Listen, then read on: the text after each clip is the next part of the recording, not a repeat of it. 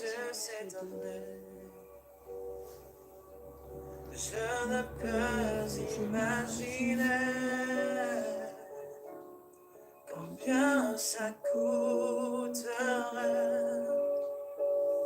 À la croix, il a pris ma place. Jésus s'est donné. Je ne peux imaginer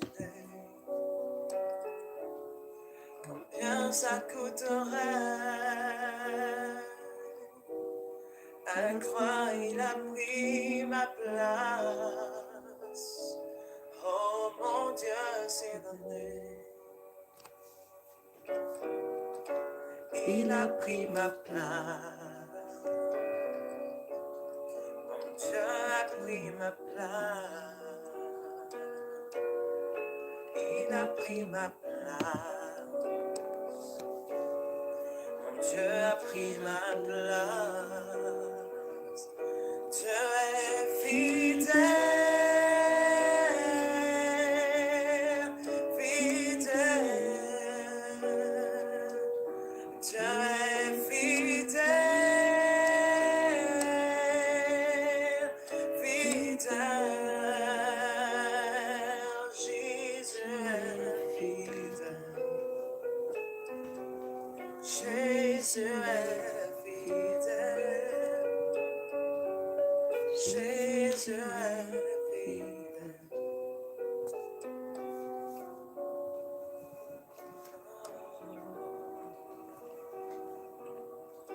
Dieu est amour, amour. Dieu est amour, amour. Jésus est amour. Jésus est amour. Jésus est amour.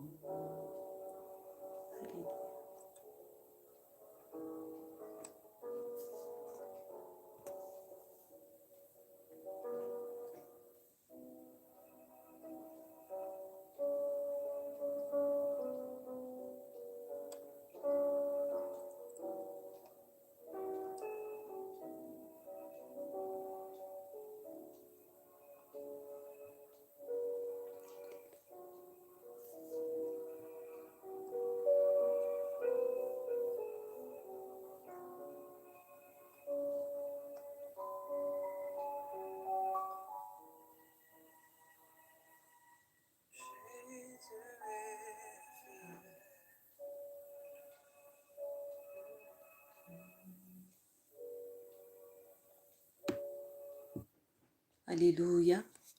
Mbola faly miaraba anareo amin'ny anaran'i Jesosy Tompo aho amin'izao andro alina mangina izao.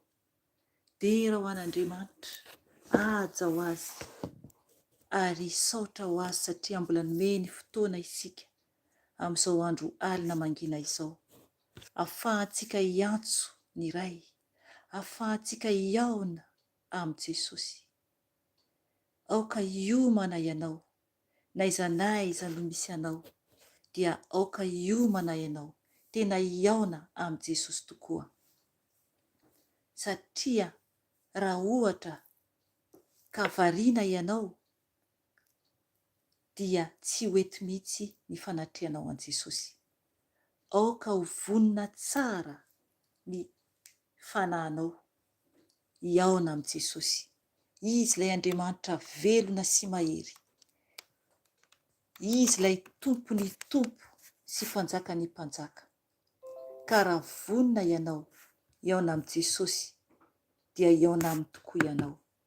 Omano ny fanahinao, omano ny mombanao amin'izao ora sy fotoana izao. Hainonao an' Jesosy. Afaka ianao mivavaka aminy malalaka. Afaka ianao miomana tanteraka amin'ny fanahinao, satria isika dia fanahy. ary ny tenantsika dia fantatsika tsara fa ohatra ny vesta fotsiny ihany. Fa raha tena vonona ianao iaona amin'i Jesosy dia tena iaona aminy tokoa ianao amin'izao andro alina izao, amin'izao andro alina mangina izao, ka omano ny fanahinao fa iaona amin'i Jesosy isika. Aoka adinonao avokoa ny manodidina anao rehetra, ary na oviana no enonao ny video dia aoka anadino ny momba ny tenanao ianao, fa aoka hibanjina an' Jesosy ilay teo amin'ny hazo fijaliana. Izy ilay Andriamanitra velona, izy ilay mahery, izy ilay lehibe indrindra, izy ilay miay antsika sy mitantana ny momba antsika tsiraray avy. Izy ilay mafantatra ny miafina amin'ny fiainantsika tsiraray avy. Ka eno hira anankiray isika. Raha ainao ny hira dia afaka ianao manaraka an'izany hira izany. Anandratantsika sahady an' Jesosy, ary aorianan'izany dia hibebaka isika eo anatrehan' Jesosy. Enontsika ny hira, afaka manaraka ianao raha ainao tompoko ny hira. Amen.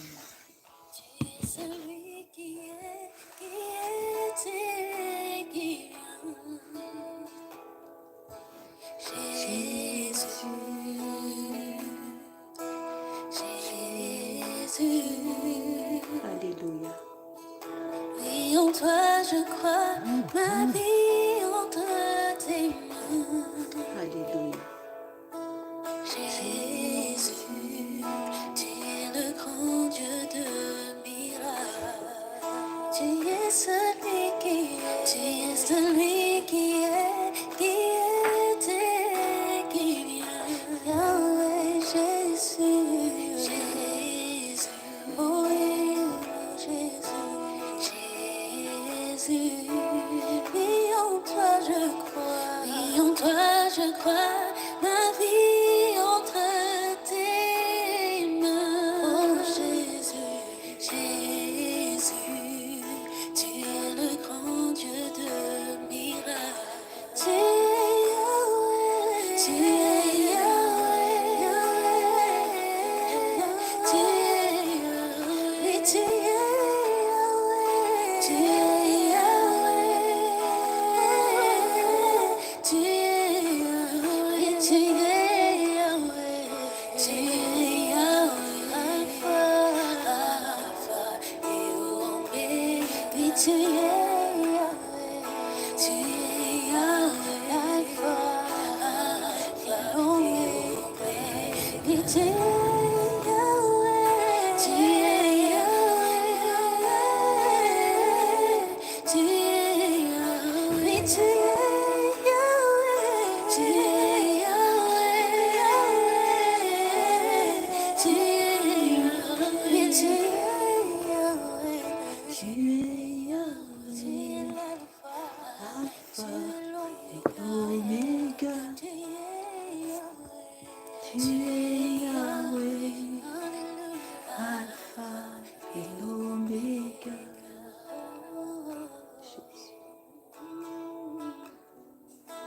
Yes, you are Yahweh, you are Yahweh. Oui, je sais que tu es Yahweh.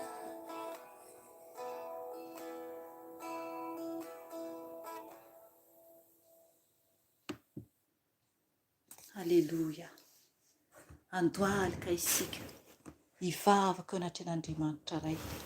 Raha afaka mandohalika ianao dia aoka ianao andohalika eo anatrehan'Andriamanitra, eo anatrehan'ny seza fiandrian'Andriamanitra. Andohalika isika tompoko, hoeto ny tenanao eo anatrehan' Jesosy. Za tsy malala ny momba ny fiainanao, zaho tsy mahafantatra ny fahotanao, ianao no mahalala ny fahotana ao anatinao, ianao no mahalala ny ota izay vitanao teo anatrehan' Jesosy. Ry havana, isika tsiraray avy dia tsy afaka miala, tsisy afaka miala, tsisy afaka manamary-tena eo anatren'Andriamanitra fa mpanota avokoa isika tsiraray avy. Ary raha ny otantsika dia io ota io no tsy dirantsika any an-danitra, ny otantsika tsiraray avy, satria misy efitra mampisaraka antsika amin'Andriamanitra. Dia izany efitra izany, efitra toy ny rindrina izany, dia ny fahotantsika, ny fahotako, ny fahotanao, na iza na iza na iza ianao. Tsisy afaka manamary-tena isika eo anatrehan'ny fitsaran'Andriamanitra. Tsisy afaka manamary-tena tompoko fa mpanota avokoa isika tsiraray avy, ary ho avy ny andro hitsaran'Andriamanitra antsika. Vonona vai ianao, vonona vai ianao tompoko, iaona amin'Andriamanitra. Oka isika angataka fifonana amin'ray, satria Andriamanitra dia tsy azontsika vazivaziana, fa izay nahafafintsika ihany no hojinjaintsika. Ary tsy afaka ny tompo iainao antsika na hamaky ten'Andriamanitra isika rehefa avy eo, na hiresaka aminy isika, tsy afaka izy miainao antsika raha mbola misy ilay rindrina otantsika manasaraka antsika aminy. Ry hava malala, kely sisa dia ho avy Jesosy. Ahoana ny toe-panahinao, ahoana ny toe-panahinao amin'izao ora sy fotoana izao. Hibebaka isika, hibebaka isika, angataka famindram-po amin'i Jesosy aloha, mba ahafahany ametraka ny teniny ao anatintsika, mba ahafahantsika hiresaka amin'i Jesosy ka hiainao antsika izy rehefa avy mibebaka aminy isika, satria ny tompo dia tsy miaino ny mpanota, tsy miaino ny mpanota Andriamanitra. Ka raha tonga dia hihira ho falifaly isika, na tonga dia hamaky ny tenin'Andriamanitra, dia tsy hainao antsika mihitsy aloha izy, fa mibebaka aloha isika, mangataka famindram-po aminy, izay vao afaka isika hiaina anoraintsika izay ny an-danitra. Ry havana, ho anao izay afaka mandoalika dia oka ianao andoalika, ho anao izay tsy afaka kosa dia ny tompony mahita ny amin'ny tsy fahasalamanao, ary eo ihany koa mety ny fahanteranao, dia mety tsy afaka andoalika intsony ianao. Hivavaka isika tompoko eo anatrehan'i Jesosy, adinoy ny manodidina anao rehetra, adinoy ny problemanao na inona na inona izany, fa aoka ny fanahintsika ho tonga ao anatrehan'ny ray any an-danitra. Ataovy toy ny eo anatrehan'ny seza fiandrian'Andriamanitra isika izao mandoalika eo anatrehany, aoka ny fanahintsika ho tonga any an-danitra. Angataka famindram-po amin'i Jesosy. Sokafo ny vavanao mitenena aminy, ho anao izay mona dia ao amin'ny fanahinao mitenena fa miaino anao Jesosy, miaino anao Jesosy. Hivavaka isika tompoko, Jesosy, indreto izahay Jesosy, mangataka famindram-po avy aminao Jesosy. Tompo, mamelà ny fahotanay, mamelà ny tsy famendrehanay Jesosy aho, satria mpanota ratsy izahay, tsy mendrika izay Jesosy. Nefa Tompo, ianao dia nanolotra ny tenanao teo ambony azy fijaliana Jesosy. Nanolotra ny tenanao ianao Jesosy. Nombohina noho ny fahadisoako Jesosy, noho ny fahadisoana tsiraray avy zanak'olombelona Jesosy. Nanaiky hatramin'ny fahafatesana ianao Jesosy. Nanaiky hatramin'ny fahafatesana ianao Jesosy. Nijaly ianao Tompo, nopaina ianao Jesosy, nororahana ianao Jesosy, nokapohina ianao Jesosy, ary nankalany maro ianao Jesosy. Hatramin'izao Jesosy, zao vanandro iananay izao, dia mbola maro ny mankala anao, mbola maro ny manohitra anao Jesosy. Tompo, indreto izay Jesosy, mitondra ny tenanay eo anatrehanao. Jesosy, mamindra-fo amiko, diovy Jesosy amin'ny rano soa aho, mamelà ny fahotako Jesosy, mamelà ny tsy famendrehako rehetra Jesosy. Mifona aminao aho, mifona aminao Jesosy. Tompo, ny amin'ny fijeriko Jesosy. Tompo, sasao amin'ny ranao ny masoko Jesosy, mba hadio eo anatrehanao. Sasao amin'ny ranao soa Jesosy ny masoko, mba hadio eo anatrehanao Jesosy. Tompo malalao, lay ranao sarobidy, ranao sarobidy teo ambony azy fijaliana Jesosy, no angatahiko anasa ahy Jesosy.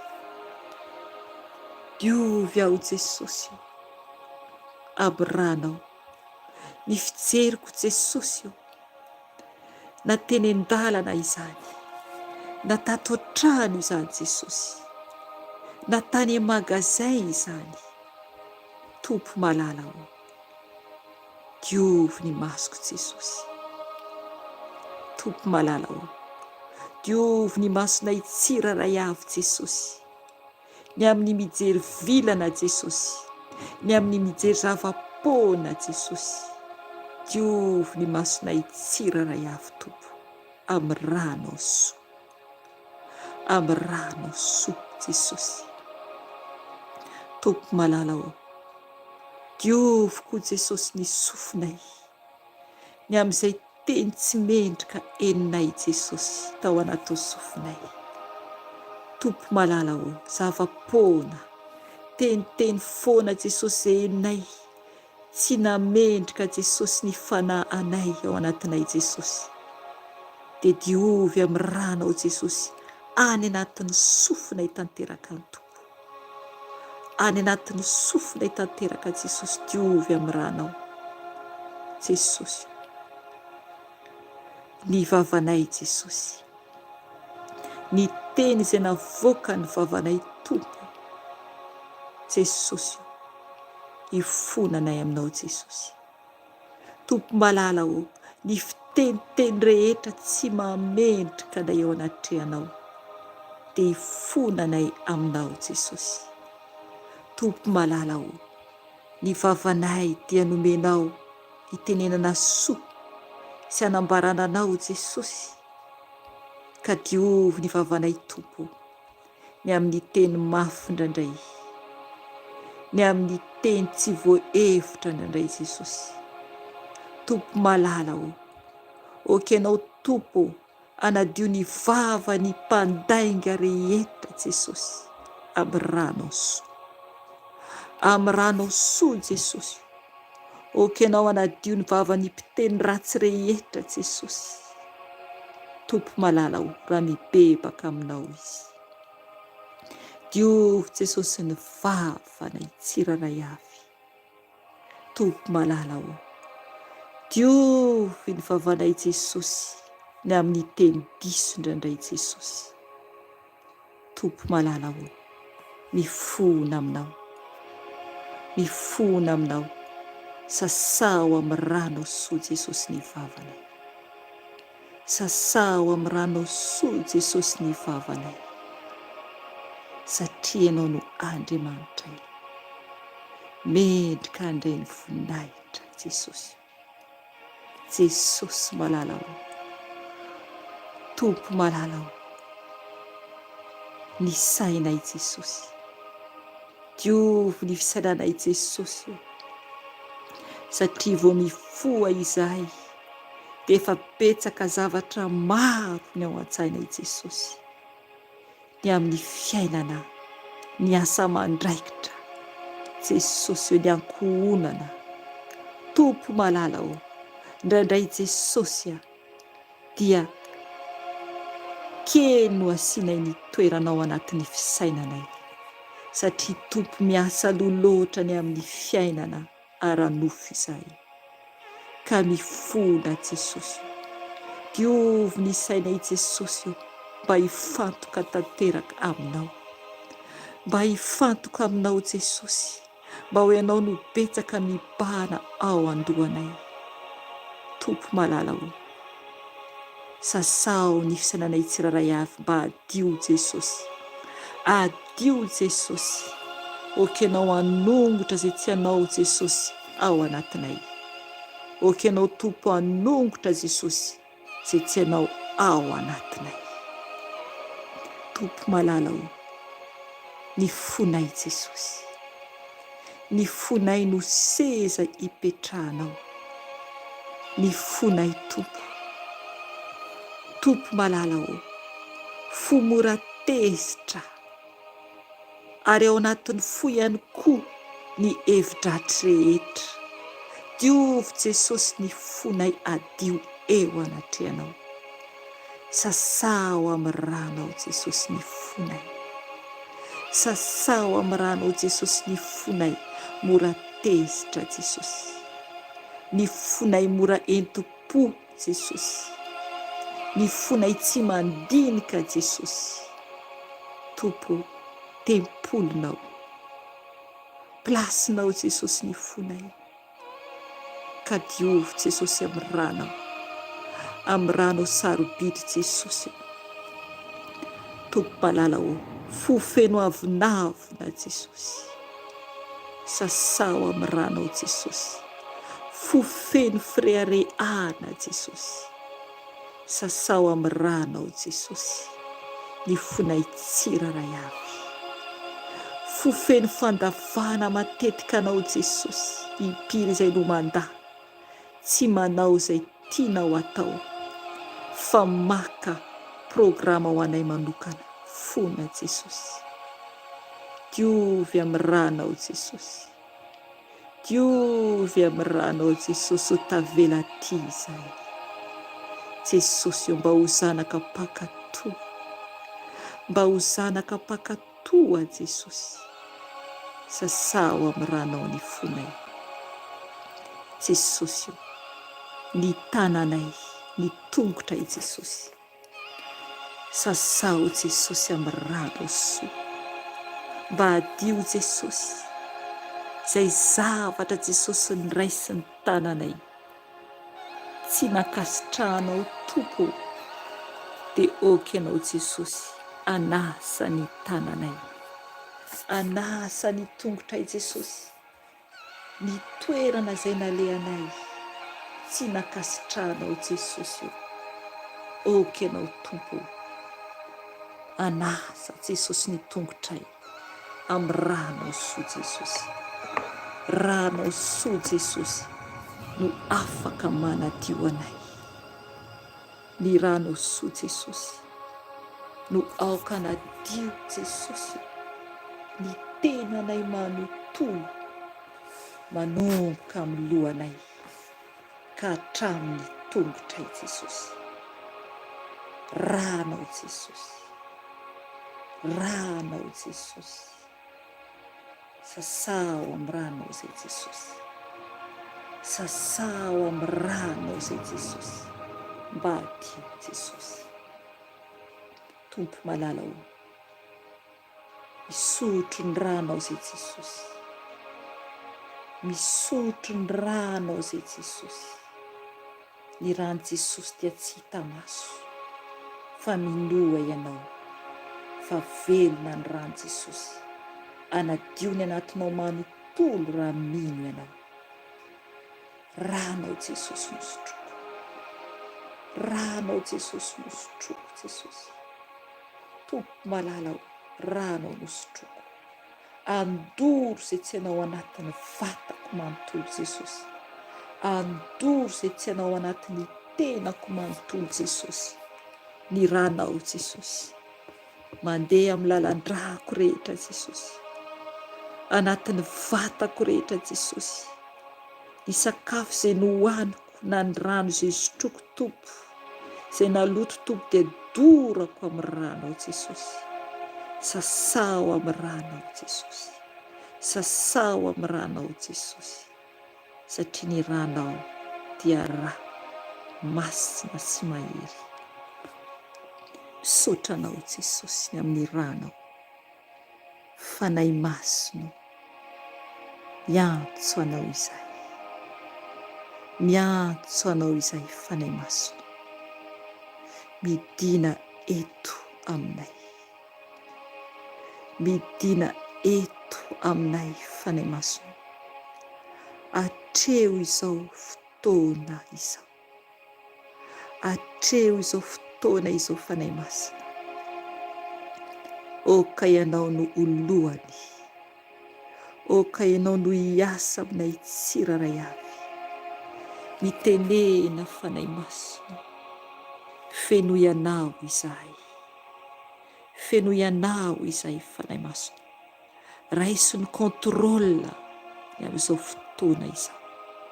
Oka ianao hamango ny olonao tsiraray avy, any amin'ny trano, any amin'ny toerana izay misy ny tsiraray avy, na oviana no enoy ny olonao izao video izao. Fanahy masina, feno ianao, feno ianao Fanahy masina, feno ianao Fanahy masina, feno ianao Fanahy masina, feno ianao Fanahy masina, feno ianao Fanahy masina, feno ianao Fanahy masina, feno ianao Fanahy masina, feno ianao Fanahy masina, milanao Fanahy masina.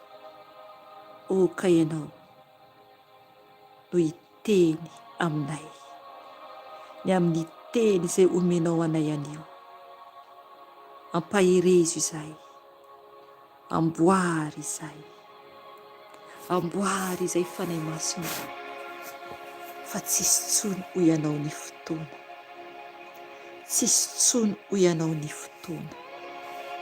Fanahy masina, mitongava Fanahy masina, mitongava Fanahy masina, feno ianao izay, ampianaro izay Fanahy masina, ampianaro izay, fa milanao izay, milanao izay. Misaotra Fanahy masina, misaotra Fanahy masina, tonga ianao Fanahy masina, tonga ianao Fanahy masina. Jésus, Jésus, Jésus, Jésus. Misaotra Jesosy, misaotra Jesosy, ampianaro izay Fanahy masina. Oka ianao no hiteny amin'izay tianao ambara aminay tsiraray avy, ny amin'ny teninao.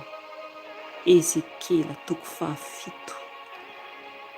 Oka ianao no hiteny, misaotra Fanahy masina. Amen. Alleluia. Misaotra ny tompontsika ny amin'ny fanatrehany Fanahy masina. Efa eto ny Fanahy masina, eto ny Fanahy masina. Izy no ampianatra antsika, izy no hiteny arak'izay sitrapony amin'ny teny izay omeny antsika.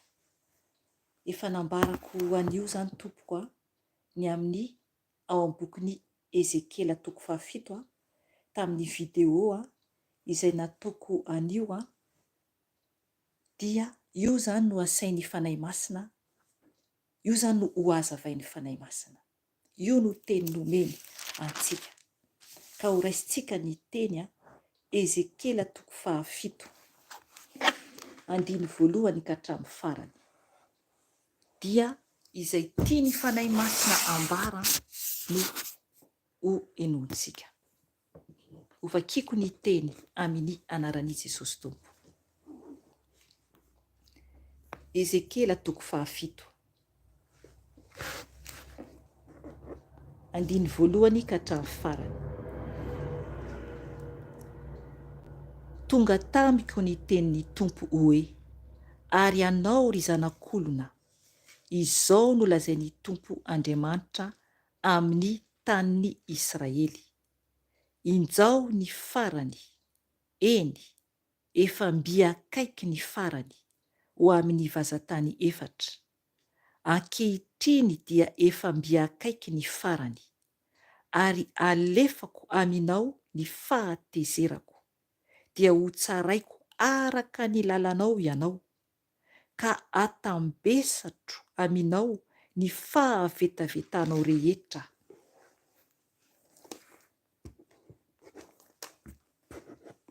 Tsy hiantranao ny masoko, sady tsy hamindra fo aho, fa atambesatro aminao ny lalanao, ary ny fahavetavetanao dia ho eo aminao, dia ho fantatrareo fa izao no Tompo.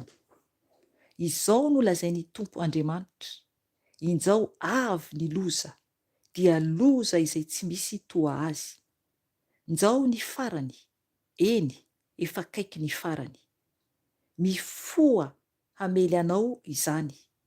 Indro efa mbia akaiky iny. Efa akaiky ny anjaranao riponina amin'ny tany. Efa akaiky ny fotoana, efa tombotra ny andro. Ankoranady fa tsy fiobiana.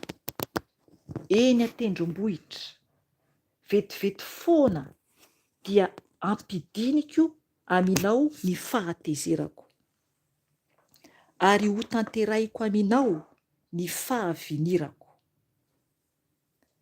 ka ho tsaraiko araka ny lalanao ianao, ary atambesatro aminao ny fahavetavetanao. Tsy hiantranao ny masoko, sady tsy hamindra fo aho.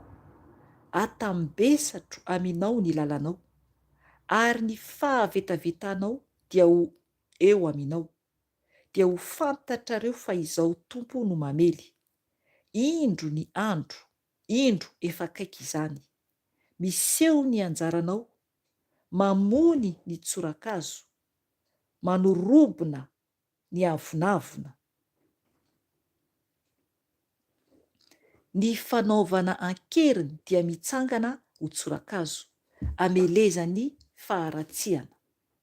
Tsy hisy tavela intsony aminy, na ny amaroany, na ny arenany, na ny zava-mendrika eo aminy. Efa mbia akaiky ny fotoana, antomotra ny andro. Aoka tsy faly ny mpividy, ary aoka alahelo ny mpivarotra, fa hiara ny fahatezerana mirehitra ny harembeny rehetra. Fa ny mpivarotra dia tsy hifodiany izay efa lafony, na dia mbola isany velona aza izy. Fa ny fahitana ny amin'ny anjoany harembe dia tsy hitsoka, ary tsy hisy hamonjy ny ainy amin'ny elony. Efa notsofina ny trompetra, ka vonona ny zavatra rehetra, nefa tsy misy makany amin'ny ady, satria hiara ny fahatezerako mirehitra ny harembe rehetra. Ny sabatra no eny ivelany, ary ny areti-mandringana sy ny mosary no ao an-trano. Izay any an-tsaha dia ho fatin-tsabatra, ary izay any an-tanàna kosa dia ho levon'ny mosary sy ny areti-mandringana.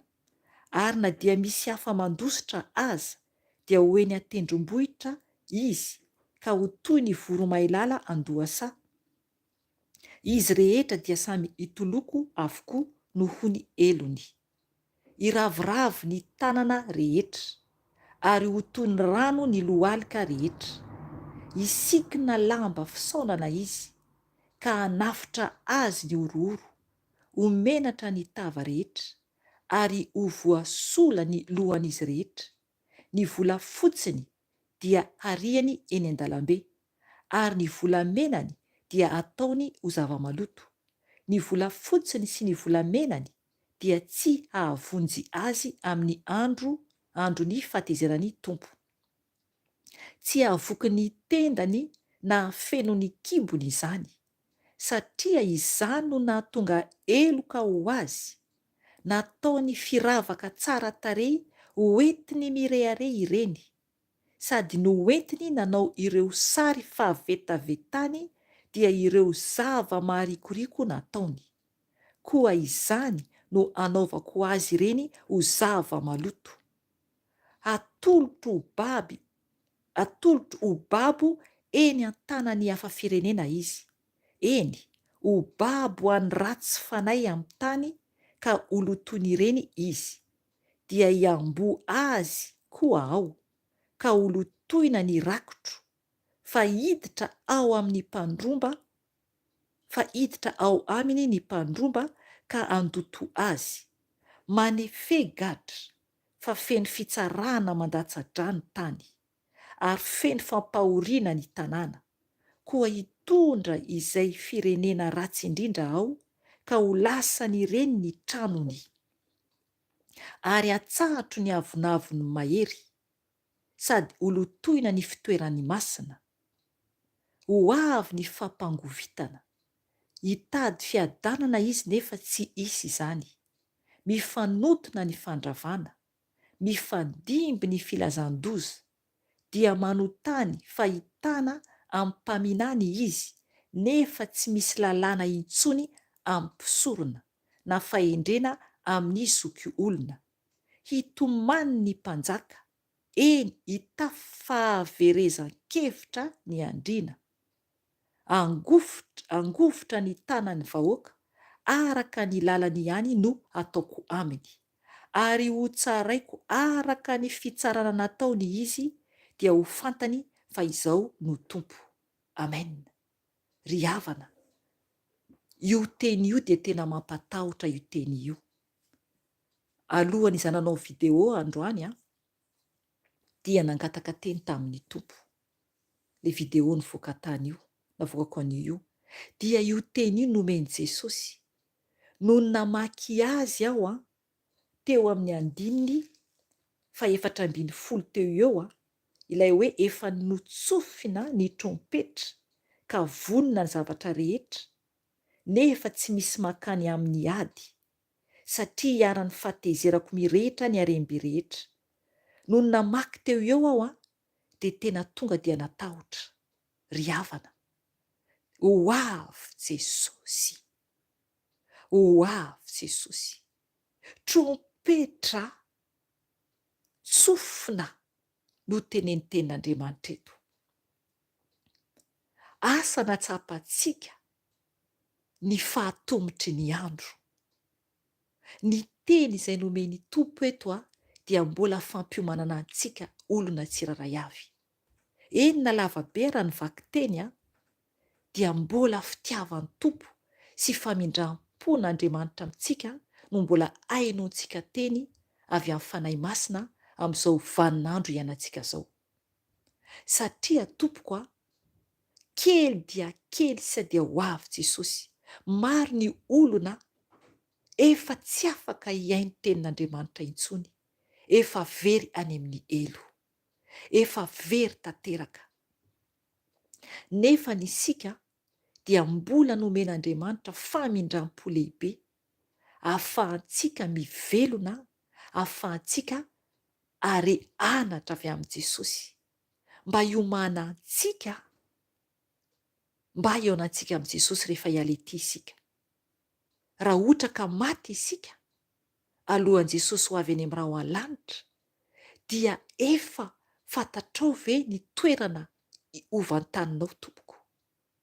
Izay no fantaniana apetrako aminao anio. Efa fantatrao ve ny toerana hovantaninao raha misy ny fahafatesantsika amin'izao andro iainantsika izao?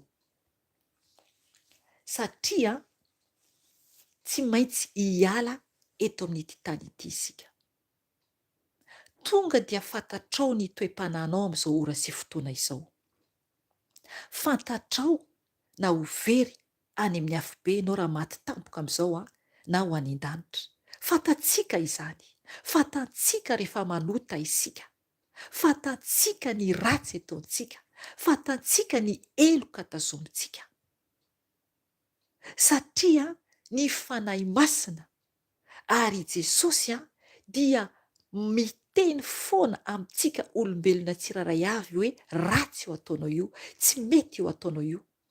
Mandainga ny olona anankiray raha miteny hoe tsy tsapany hoe ratsy ny zavatra ataony.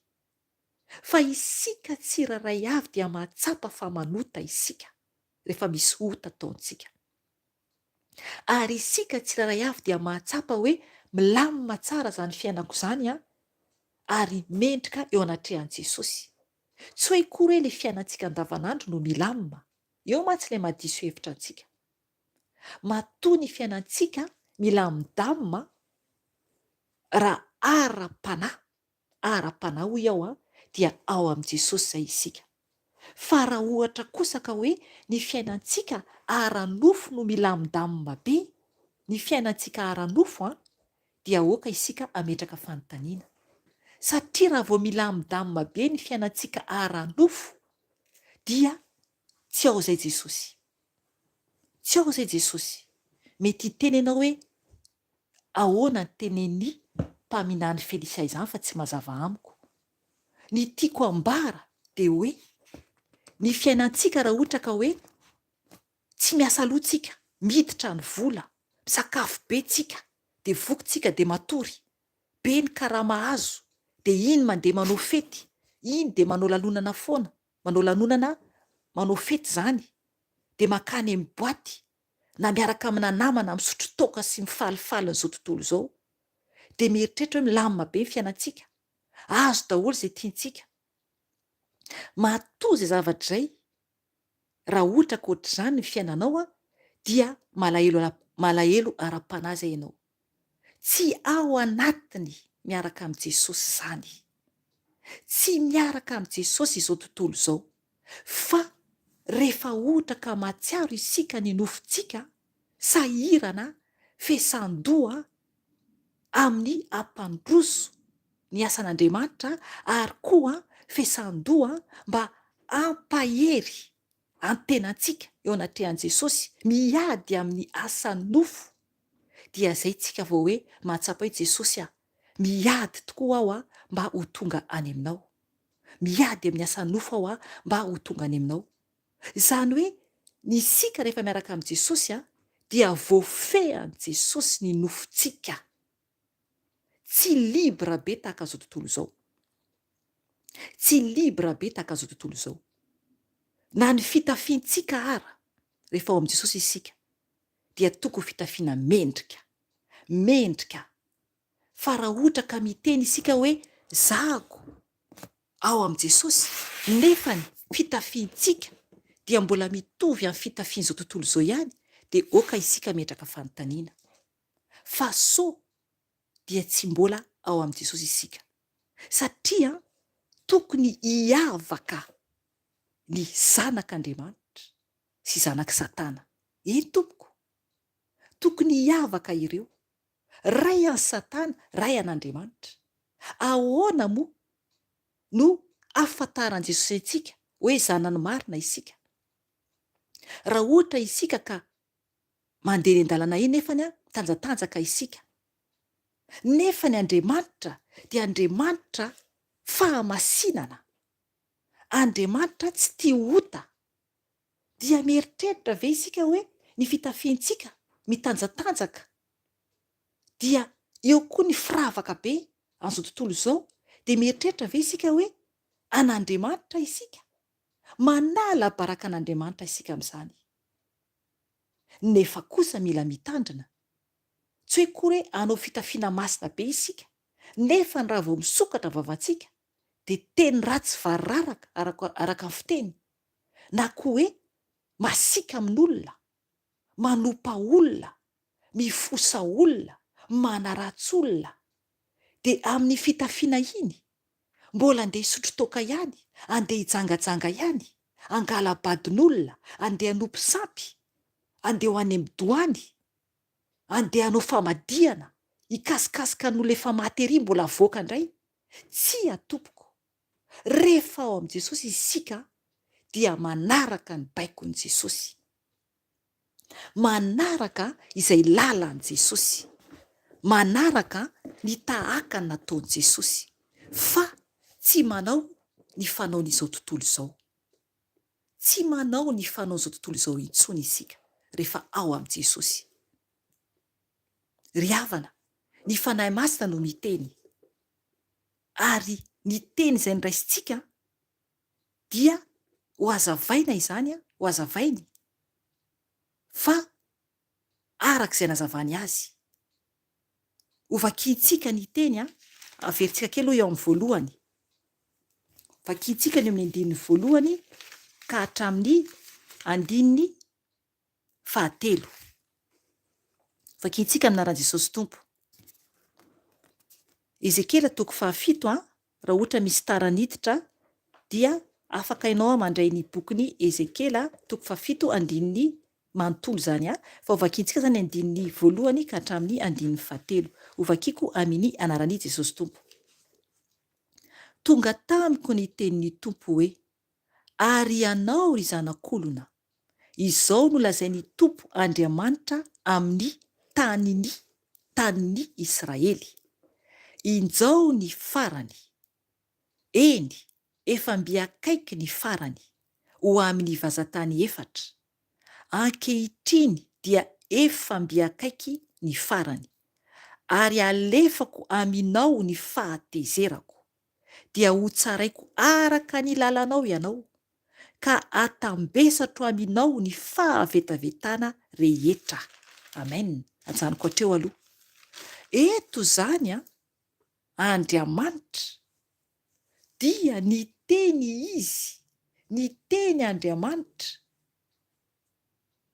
tamin'ny Ezekela.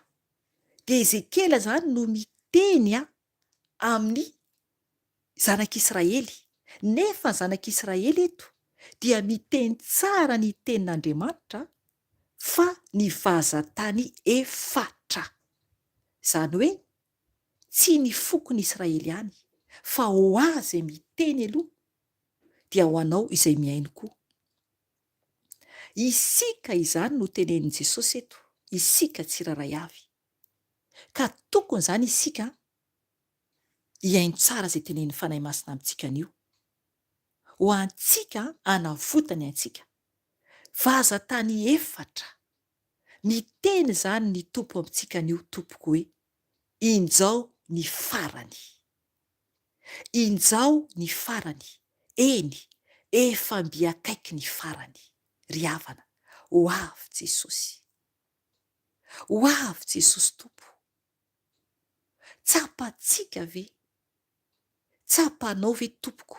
Fa kely anie sisa dia ho avy Jesosy. Efa vonona ve ianao? Iaona amin'i Jesosy. Eto ny tenin'Andriamanitra tonga amintsika dia manambara fa tena efa akaiky ny farany. Ary ambarany ho an'ny vazantany efatra.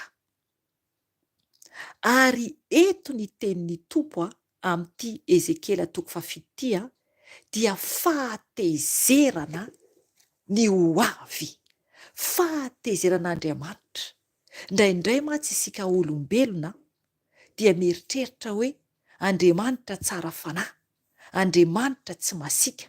Ry havana, diso fihevitra ianao raha ao anatin'ny olona miteny an'izany. Tsy azontsika sangisangiana Andriamanitra, hoentintsika ato amin'ity Ezekela ity ny fahatezerany lehibe. Izay no nahatonga ny teny hoe mampatahotra ity tenin'Andriamanitra ity, mampatahotra ity tenin'Andriamanitra ity. Ho tohizako ny tenin'Andriamanitra. 9:7 ankehitriny dia efa mbiakaiky ny farany, ary alefako aminao ny fahatezerako, dia ho tsaraiko araka ny lalanao ianao, ka hatambesatro aminao ny fahavetavetanao rehetra. Amen. Izay le izy. Ny tompo miteny eto amintsika, miteny amintsika zanak'olombelona eto ny tompo, fa efa mbiakaiky ny farany, ary alefany amin'ny tany, amin'ny vazantany efatra zany ny fahatezerany, dia ho tsarainy araka ny lalantsika avy isika tsiraray avy. Ry havana, araka ny lalantsika avy isika tsiraray avy. Efa vonona ve ianao tompoko? Efa niova ve ny fomba fiainanao eo anatrehan'i Jesosy? Enao no mahalala, izao no mahalala. Tsisy afaka miala isika tsiraray avy. Tsisy afaka miala isika tsiraray avy. Fa isika tsiraray avy no hiseho eo anatrehan'Andriamanitra. Ny fiainantsika tsiraray avy no hitsaran'Andriamanitra antsika. Izany hoe ny lalana alehantsika, manahoana ny lalana iainantsika amin'izao andro iainantsika izao. Ho tohizantsika ny vaky teny 9:8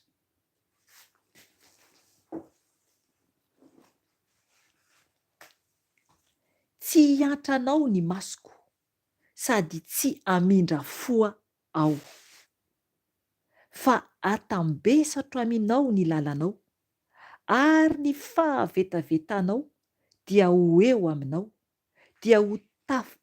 dia ho fantatrareo fa izao no tompo. Amen. Eo alohantsika zao.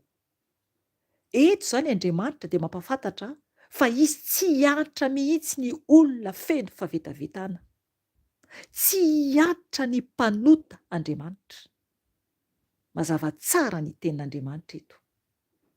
Tsika mila isika tena matahotra an'Andriamanitra.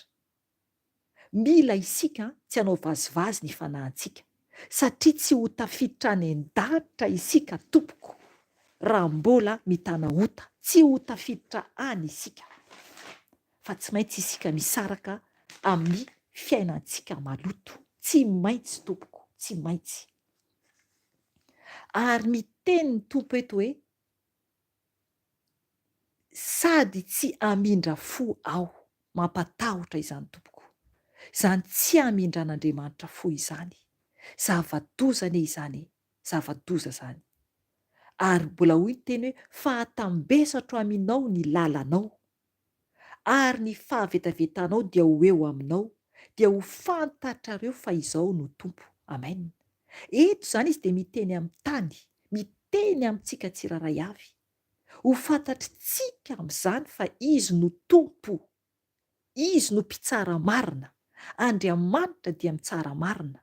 Andriamanitra dia tsy mizara vilana, fa izay marina ihany no ho tafiditra ny lanitra, izay masina ihany no ho tafiditra ny lanitra. Ary Andriamanitra dia mitana ny teniny, mitana ny teniny Andriamanitra, ary ny zavatra anjoa an'izay tsy mankatoa an'Andriamanitra dia eo amin'ny 5 ho vakiantsika ny teny. Izao no lazain'ny tompo Andriamanitra: injao avy ny loza, dia loza izay tsy misy toa azy. Ry havana, zava-doza ny zavatra ho avy. Zava-doza ny tompoko ny zavatra ho avy amin'ity tany ity. Miverena aingana amin'i Jesosy. Aza manamafy ny fonao re tompoko, fa tianao ane Jesosy, tiantsika ane Jesosy. Ho tohizantsika ny teny 9:7. Njao ny farany, eny efa kaiky ny farany, mifoaza amely anao izany. Azafady, mifoha amely anao izany. Indro efa mby akaiky iny. Efa akaiky ny anjaranao riponina amin'ny tany. Efa akaiky ny fotoana, efa atombotra ny andro. Ankoranady fa tsy fiobiana eny an-tendrombohitra. Atsahantsika teo aloha. Ry havana, miteny ny tompo ary averimbery ny teny hoe efa akaiky ny farany. Averimbery ny teny io hoe zao ny farany. Farantsika zao efa akaiky. Averimbery ny teny hoe efa akaiky. Eo amin'ny 15 izy mbola averiny ihany koa. Injao avy ny loza. Azafady, 15. Njao ny farany. Eny efa akaiky ny farany. Mifoha amely anao izany. Zava-doza ny zavatra miseho. Ny farany ho avy akasika antsika tsiraray avy. Akasika antsika ety ambony tany izao fiafarana ny zavatra ho avy izao. Ho tenen'ny tompo eo ambany eo ny zavatra iseho. Maro ny zavatra iseho. Eny akaiky ny farany. Mifoha amely anao izany. Amely ny tany zany. Indro efa mby akaiky iny. 17 mbola very indray teny hoe efa akaiky ny anjaranao riponina amin'ny tany. Ry havana, mibeba fa tiantsika Jesosy. Efa akaiky ny fotoana, efa tombotra ny andro. Ankoranady fa tsy fiobiana. Io ilay niteneniko teo. Raha ao amin'i Jesosy isika, tokony tsy hoe amin'izany hoe lanonana be izany intsony. Lanonana be izany intsony, izany fety be an'izao tontolo izao izany intsony. Tsisy an'izany ao amin'i Jesosy. Ao amin'ny tompo dia fifaliana ao amin'i Jesosy. Amin'ny fiainana fahamasinana sy ny fahamarinana. Ny mahafaly antsika ao amin'i Jesosy dia ny hanao ny asany. Ny mahafaly antsika ao amin'i Jesosy dia hanambara ny fahatsarany ohatran'izao ataoko izao. Tena fiadanam-po ahy. Fiadanam-po ahy ny manambara an'i Jesosy eran-tany. Satria fanahy no hovonjena, izay no tokony ho fifaliantsika eto amin'ity tany ity. Fa tsy intsony hoe ny sakafo be, ny hanao fety be, na handeha any amin'ny zavatra tokony tsy handehanana intsony. Eto ny tompo dia manambara mihitsy hoe ankoranady fa tsy fiobiana. Ho avy ny gera. Efa misy ny témoignage ihany. Ho avy ny fandravana amin'ity tany ity. Mila isika mitandrina, mila isika mifoha tompoko. Ho toizako ny tenin'Andriamanitra. Averiko kely amin'ilay hoe ankoranady fa tsy fiobiana eny an-tendrombohitra. 15:7. Vetivety foana dia ampidiniko aminao ny fahatezerako, ary ho tanterahiko aminao ny fahavinirako, ka ho tsaraiko. Azafady, ary ho tanterahiko aminao ny fahavinirako, ka ho tsaraiko araka ny lalanao ianao, ary atambesatro aminao ny fahavetavetanao. 7. Tsy hiantranao ny masoko, sady tsy hamindra fo aho. Atambesatro aminao ny lalanao, ary ny fahavetavetanao dia ho eo aminao, dia ho fantatrao fa izao tompo no mamely. Amen. Averin'ny tompo indray le hoe tsy hiantranao ny masoko eo amin'ny 7. Ary mbola averin'indray le hoe atambesatra aminao ny fahavetavetanao. Tezitra mafy izany Andriamanitra amin'ny tany.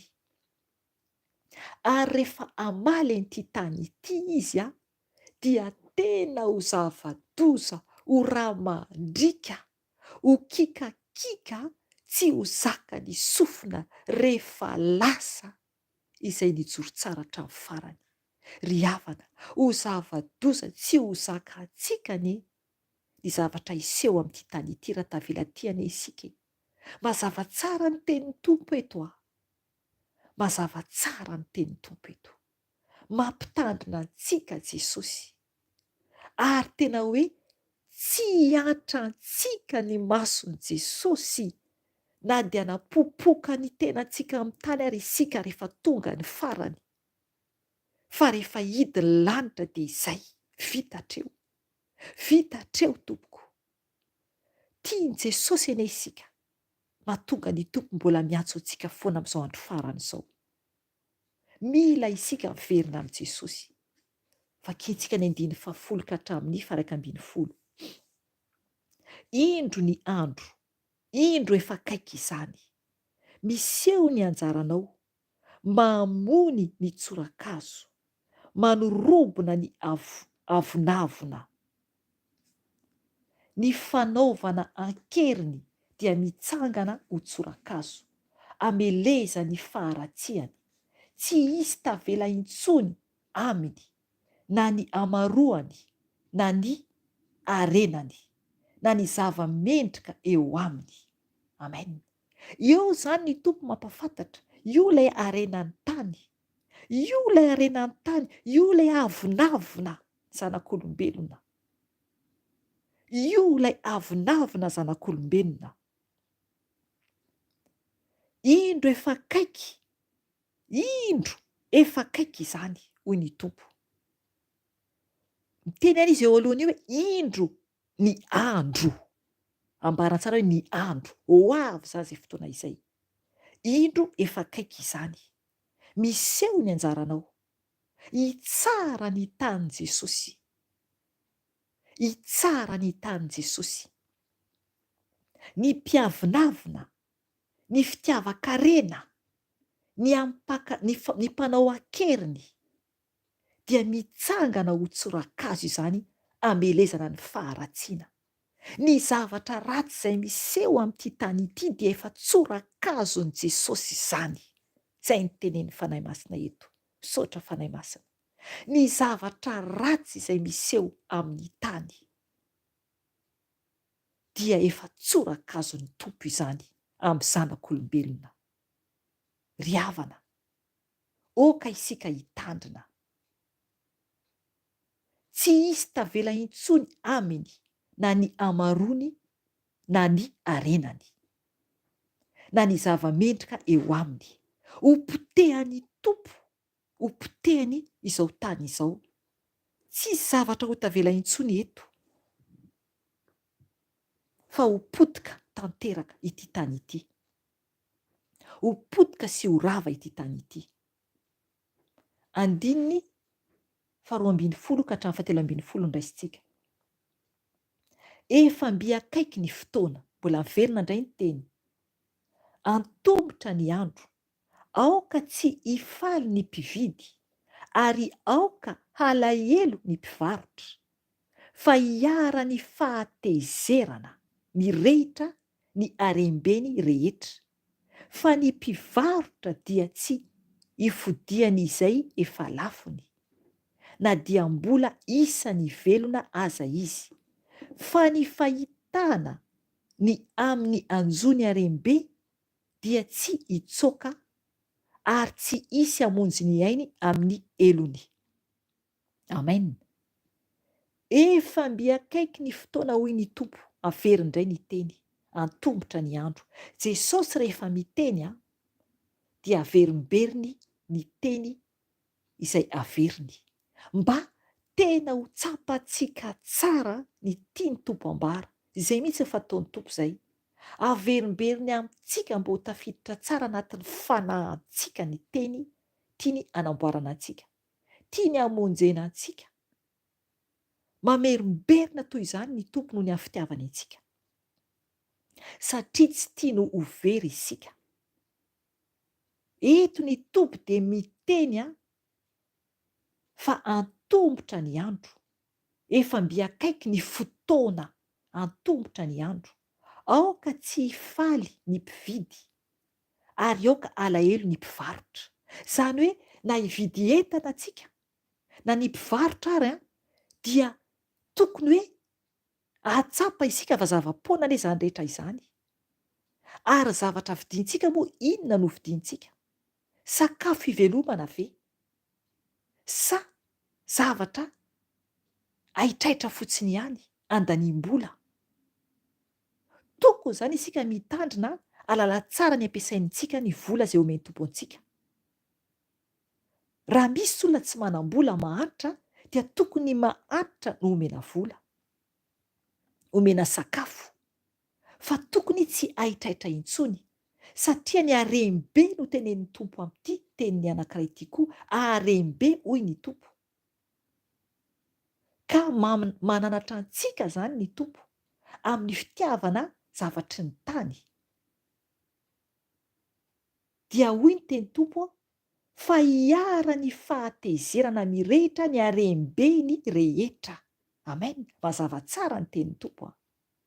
7:10 fa ny mpivarotra dia tsy hifodiany izay efa lafony, na dia mbola isany velona aza izy. Izany hoe na ny mpivarotra zany dia tsy hahazo akory fahafinaretana amin'ny zavatra namidiny, na izy mbola velona aza. Satria zava-poana, inona no zavatra amidinao raha mpivarotra ianao? Inona zavatra amidinao raha mpivarotra ianao? Sao dia mivarotra zavatra maloto ianao, ohatra hoe varotra sigara na toaka, na koa varotra rongony, na mpivarotra fa mandainga rehefa ohatra ka mandanja sakafo. Ry havana, mila mitandrina isika. Na mpivarotra fa mividy entana amidy angalana tombony be loatra, dia mitady harem-be, mitady harena be. Ny tompo tsy mankatoy izany, ny tompo tsy mankasitraka an'izany tompoko. Raha isika ny 4:11 vakiako aminaran'i Jesosy tompo.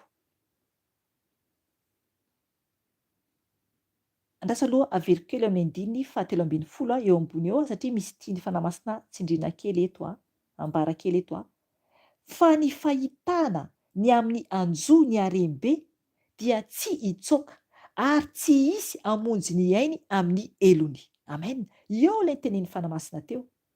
Tsisy ahavoavonjy ny ain'olona amin'ny elony, tsisy ahavoavonjy antsika tsiraray avy amin'ny elokantsika, fa izay afafintsika no hojinjaintsika. 4:12 efa notsofina ny trompetra ka vonona ny zavatra rehetra, nefa tsy misy makany amin'ny ady, satria hiara ny fahatezerako mirehitra ny harem-be rehetra. Amen. Efa notsofina ny trompetra, efa tenenina foana ny tenin'Andriamanitra. Tokony isika hiova, tokony isika ho vonona hiatrika ny ratsy rehetra mba hatafiditra antsika any an-danitra, mba tsy hiara ny fahatezeran'Andriamanitra isika. Ry havana, mila isika mifo. 5:12 ka hatramin'ny 7:12 vakiako ny teny amin'ny anaran'i Jesosy tompo. Ny sabatra no eny ivelany, ary ny arety mandringana sy ny mosary no ao an-trano. Izay any an-tsaha dia ho faty-tsabatra, ary izay any an-tanàna kosa dia ho levo ny mosary sy ny arety mandringana. Ary na dia misy afa mandositra aza dia ho eny tendrombohitra izy ka ho toy ny voromailala andohasa. Izy rehetra dia samy hitoloko avokoa noho ny elony. Iraviravy ny tanana rehetra ary ho toy ny rano ny lohalika rehetra. Amen. Ry havana, tena zava-doza. Io no zavatra iseho. Entsika tsara teo. Ny voalohany dia sabatra. Eny ivelany hoy ny tompo. Izany hoe raha eny ivelany ny olona dia matiny sabatra. Ary ny arety mandringana sy ny mosary dia ao an-trano. Tsisy afa-miala tompoko. Raha misaraka amin'Andriamanitra isika, raha manivaiva an'Andriamanitra isika, raha mbola mitana ota isika, dia ireo no miandry antsika. Ireo ny sabatra eny ivelany. Na izany aiza zany misy antsika eny ivelany dia sabatra izay miandry antsika. ny arety mandringana sy ny mosary ao an-trano, izay any an-tsaha dia ho faty tsabatra koa zany, ry havana zava-doza izany, ary izay any an-tanàna kosa dia ho levo ny mosary sy ny arety mandringana. Ary na dia misy hafa mandositra aza na misy afaka mitsoaka zany, dia hoeny tendrombohitra izy ka ho toy ny voromailala andohasa. Izy rehetra dia samy toloko avokoa noho ny elony. Amen. Ny voromailala andohasa, rehefa mihaino sika ny voromailala dia ohatrany mitoloko reny daholo ny voromailala, tangorongorona dia ohatrany botsobotsina reny dia manao an'le feo reny ny voromailala. Ohatran'izay zany tsy afaka ho aiza, tsy afaka ho aiza noho ny eloka antsika isika raha tsy mibebaka, raha tsy mibebaka. 7:10 iravoravo ny tanana rehetra ary ho toy ny rano ny lohalika rehetra. Amen. Tena tsy havita na inona intsony isika, ary ny lohalika toy ny rano tsy afaka andohalika izany. Ny rano dia mikoriana, tsisy hery intsony vita hatreo. Ry havana, mibeba tompoko,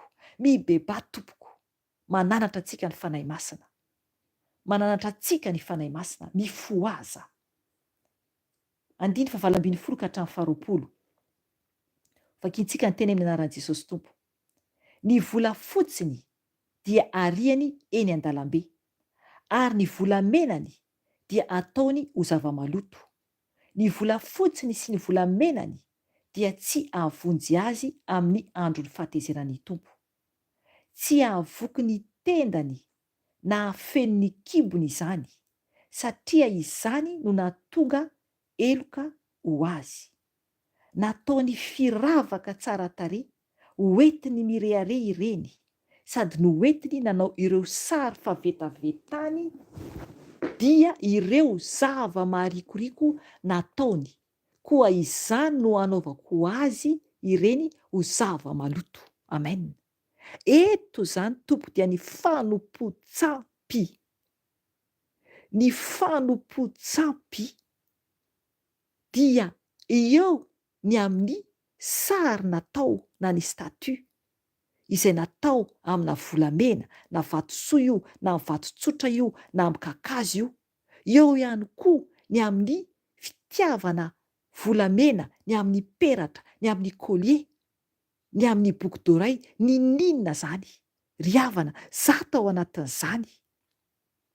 Eny Tompoko, tao anatin'izany teo aloha.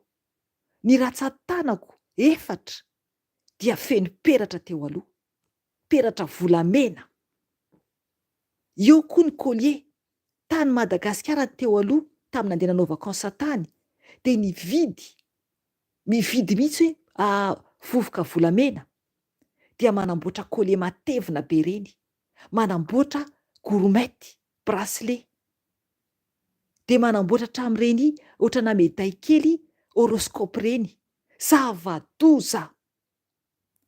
Nanamboatra kavina volamena ohatrana fleur reny, nanamboatra peratra volamena le matevina be reny. Ry havana, zava-doza. Zany ny fananaran'ny Tompo eto, hitondra ho aiza izany. Reny no anaovana reny, mirentirety amin'ny zavatry ny tany, dia ohatrany hoe mahatsiaro fahasambarana manao an'ireny. Hitondra ny fahaverezana. Ry havana, zava-doza. Betsaka ny témoignage manambara momba an'izany. Reny dia reny collier sy kavina reny, kankana reny any amin'ny elo, kankana ireny any amin'ny elo, serpent reny. Mila mibebaka isika Tompoko, mila mibebaka isika. Isika dia tiany Tompo ho masina, ho maontina tanteraka. Rehefa tonga ny andro ilantsika ety ambony tany, tsy hatondra na inona isika, tsy misy bracelet any an-danitra, tsy misy collier any an-danitra, tsy misy peratra any an-danitra, tsy misy kavina any an-danitra, tsy misy lokomena any, tsy misy manjamaso any, tsy misy broshina any. Ny tena antsika tsotra no tonga any. Re zavatra reny dia aty avokoa izany ety an-tany. Satana ireny.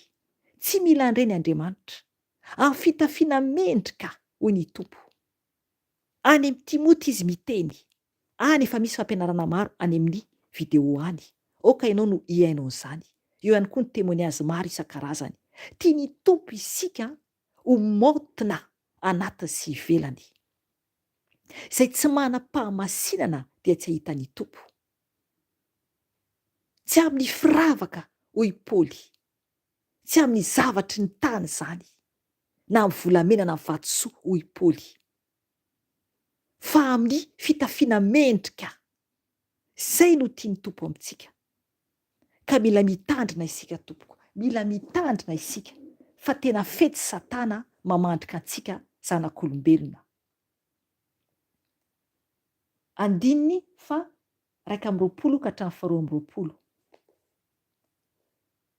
Atolotro ho babo eny an-tanan'ny hafa firenena izy. Eny ho babo ho an'ny ratsy Fanahy amin'ny tany, ka olotoin'ireny izy. Dia iamboa azy koa ao, ka olotoina ny rakotro, fa hiditra ao aminy ny mpandroba ka andoto azy. Amen. Zava-doza. Jerefa ny Tompo mihitsy no miala amintsika rehefa manao an'ireny isika. Mazava tsara ny tenin'ny Tompo eto. Tena miala amintsika mihitsy ny Tompo. Mila fahamasinana marina tanteraka ny Tompo. Tena tenenin'ny Tompo mihitsy fa tena hoe tsisy zany iarahany, tsisy ny toerany amintsika amin'ny zavatra toy izany. Atolotro ho babo eny an-tanan'ny hafa firenena izy, hoy ny tenin'ny Tompo eto. Eny ho babo an'ny ratsy Fanahy amin'ny tany. Ny ratsy Fanahy amin'ny tany no anababo antsika.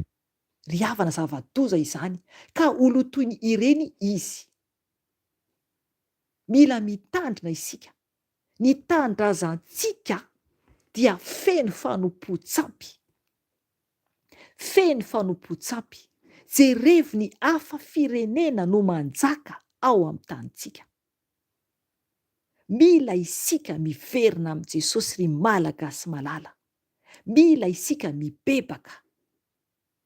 Tany masina tokony ho izay Madagasikara. Ny irantsika dia manambara hoe masina Madagasikara. Nefa ny ve dia tena izany tokoa ve ny tandrazantsika? Ry Madagasikara malala, tany masina tandrazanay, tena izany tokoa ve? Sao dia ataontsika hira fotsiny izany. Nefa efa voalotontsika gasy ihany ny tanitsika. Tompoko, nolotontsika gasy ny tanitsika. Ka tokony isika hiverina amin'i Jesosy dia hiverina hanadio ny tanitsika Jesosy. Ry havana, tiantsika ny Tompo. Mbola tsy tara isika. Mbola tsy tara. Mbola miantso ny malagasy manontolo Jesosy. Raisintsika ny eo amin'ny 7:20 ka hatramin'ny 8:20. Manefe gadra fa feno fitsarana mandatsa-drà ny tany, ary feno fampahoriana ny tanàna, koa hitondra izay firenena ratsy indrindra ao, ka ho lasan'ireny ny tranony, ary atsahatra ny avonavony mahery, sady olotoina ny fitoeran'ny masina. Amen. Tena hoe manefe gadra hoy ny Tompo, fa feno fitsarana mandatsa-drà ny tany. Tena fantatsika tsara ny amin'ny fitsarana tsy marina izay misy eo ao an-tandrazantsika. Fitsarana tsy marina. Mila isika mitandrina. Mila isika Tompoko miova. Ary feno fampahoriana ny tanàna. Jerevana eny any amintsika, mpamono olona etsy. mangalatra maso ho amidy, efa abibiana tsisy toy izany. Aiza ilay Madagasikara teo aloha? Atahorana no mipetraka ny Madagasikara.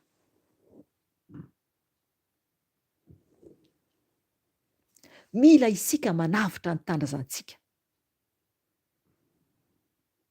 Mila isika miova tompoko. Raha mitsangana mivavaka ao Madagasikara isika tsiraray avy, tsy voatery hoe hiaraka hivavaka foana, fa na ianao any amin'ny tokantrano misy anao any, dia mamenao hoe andro anankiray, hoe isan'andro ahako mandritra n'izao andro izao hivavaka ao any Madagasikara. Dia efa henon'ny tompo izany. Mila isika miezaka mahatsiaro ny tandrazantsika, mba ho voava tandrazantsika, mba miezaka mifadianina na indrem-pandeha ara, fadianina ho an'ny tandrazantsika. Ry havana, tiantsika anie ny tompo, tiantsika ny tompo. Mila isika mitandrina. Toizantsika ny teny eo amin'ny 5:5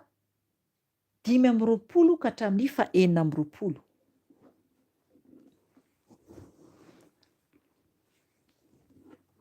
Ho avy ny fampangovitana, hitady fiadanana izy nefa tsy hisy izany. Mifanotona ny fandravana, mifandimby ny filazan-doza, dia manontany fahitana. Amin'ny mpaminany izy nefa tsy misy lalàna intsony, amin'ny mpisorona na fahendrena amin'ny zoky olona. Itoizantsika hatramin'ny farany. Hitomany ny mpanjaka eny hitomany ny mpanjaka eny hitafy fahaverezan-kevitra ny andriana. Angofotra ny tanan'ny vahoaka, araka ny lalany ihany no ataoko aminy, ary ho tsaraiko araka ny fitsarana nataony izy, dia ho fantany fa izao no tompo. Amen. Hitsarantsika ny tompo, amaly ny ataontsika ny tompo. Samy handray ny vokatry ny asany avy isika tsiraray avy. Efa manomboka mamaly antsika ny tompo amin'izao andro iainantsika izao. Efa manomboka izany. Efa midina ety ambonin'ny tany ny fitsaran'Andriamanitra. Efa hitantsika miharihary fa miaratsy izao fiainana izao. Ny tompo dia tsy manaiky ny mpanota hiditra any an-danitra. Aoka ho tsapantsika tsara izany. Ary ny tompo na dia tsy manaiky izy hoe hiditra any an-danitra ny mpanota, dia tsarainy isika ary koa ho ariny any amin'ny afobe raha tsy mibebaka. Ry havana, zava-doza izany, zava-doza no miandry antsika tsiraray avy raha tsy mibebaka isika.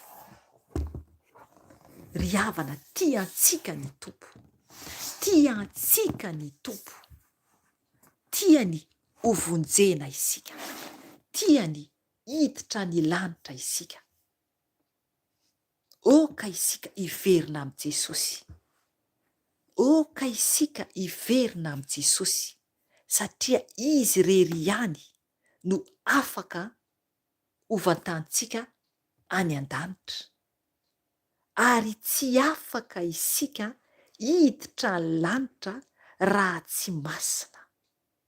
Mazava tsara ny tenin'Andriamanitra izay henontsika anio, fa ny tompo dia ho avy amin'ny fahatezerana lehibe.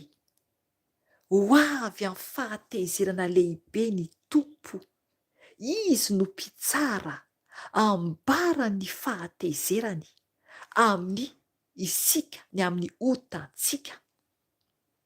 afo be no miandry, afo be tompoko no miandry raha tsy miverina amin'i Jesosy isika, raha tsy misaraka amin'ny fahotantsika isika. Ry havana, tiantsika Jesosy, mamy Jesosy ene isika. Eo amin'ny 5:20 eo dia nakasika ny foko eo amin'ny 5:20 lay manambara hoe isikina lamba fisaonana izy ka anafitra azy ny orooro, omenatra ny tava rehetra ary ho voasola ny lohan'izy rehetra. 7:20 ny volafotsiny dia ariany eny an-dalambe ary ny volamenany dia ataony ho zava-maloto. Ny volafotsiny sy ny volamenany dia tsy ahavovonjy azy amin'ny andro fahatezerany tompo, tsy ahavoky ny tendany na ahafeno ny kibony izany, satria izany no nahatonga eloka azy. Ry havana, misy ny misakafo tsy mitsahatra amin'ny fitiavana sakafo, manambola, manan-karena. Ry havana, tsy ahavoavonjy ianao izany, hoy Jesosy aminao anio. Tsy ahavoavonjy ianao izany ry hava-malala. Mibeba aza tia fiadana zao tontolo zao intsony. Afaka mivavaka mandoalika ianao zao, miainao anao Jesosy. Misy ny tia firavaka tahaka ahy teo aloha, misy ny tia vola, tia volamena, tia vatosoa, tia trano mezinezina, tia fananana maro, tia entana luxe. Ry havana, hoy Jesosy aminao anio, tsy ahavoavonjy ianao izany, tsy ahavoavonjy ianao izany. Jésus, malahelo Fanahy Masina, malahelo Jesosy amintsika zanak'olombelona, satria tia zao tontolo zao isika, tia zavatry ny tany isika. Malahelo Jesosy, mananatra antsika izy anio, miverena aminy. Aoka hisaraka amin'ny fitiavana zao tontolo zao ianao, aoka hisaraka amin'ny fitiava-karena ianao, satria hoy ny tompo aminao anio, raha mbola mifikitra arenany tany ianao dia isikina lamba fisaonana ianao. Afo be izany tompoko, afo be izany tompoko, any amin'ny afo be dia kikakika sy fitradradradranany any, kikika mahatsiravina ny any amin'ny afo be, kikika mahatsiravina ny any amin'ny afo be, tsisy fiafarana. Efa fisaonana izany, ka anafitra anao ny orooro, ny orooro. Raha ohatra tsy mibebaka ianao, ho very ianao any amin'ny afo be. Raha mbola tia nyity tany ity, omenatra ny tava rehetra, hoy ny tompo, omenatra ny tava rehetra, hoy ny tompo. Raha mifikitra ity tany ity,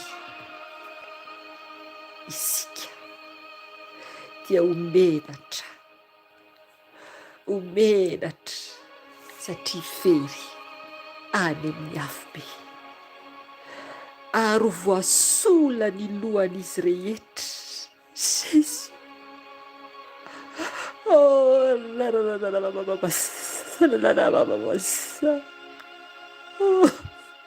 Jésus,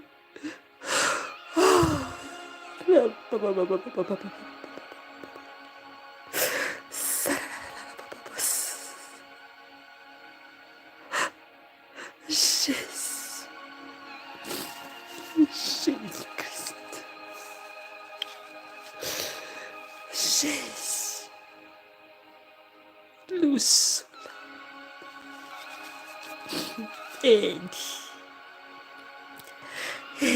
nasehoko anao Jesosy, nasehoko anao Jesosy, ireo losola any amin'ny afobe eny hitako izany Jesosy, hitako izany ireo olona maro be miraikitra amin'ny tany, amin'ny sisiny, amin'ny sisiny mitsangana miraikitra amin'ny tany toy ny tendrombohitra. Sola avokoa lohan'izy ireo, tsy fantatra intsony lana vavy zany any amin'ny afobe ry hava-malala, zany any amin'ny afobe. Sola avokoa lohan'izy ireo ary ny tanan'izy ireo dia miraikitra, ny lamosin'izy ireo, ny tenan'izy ireo dia miraikitra, mitsangana izy ireo dia miraikitra, toy miraikitra amin'ny rindrina ohatra miraikitra amin'ny lakôly. Dia maro be ireo olona ireo toy mifampitantana, miezaka hiala fa tsy afaka, tsy afaka intsony, tsy afaka intsony, tsy afaka intsony. Efa any amin'ny afobe amin'izao tsika miteny izao dia mbola any izy ireo.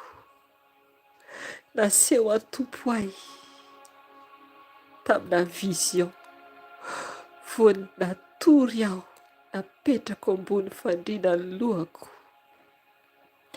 vao nipetraka teo ambony ondana ny lohako, ndray alina raha atory aho, efa navokako azay témoignage izay.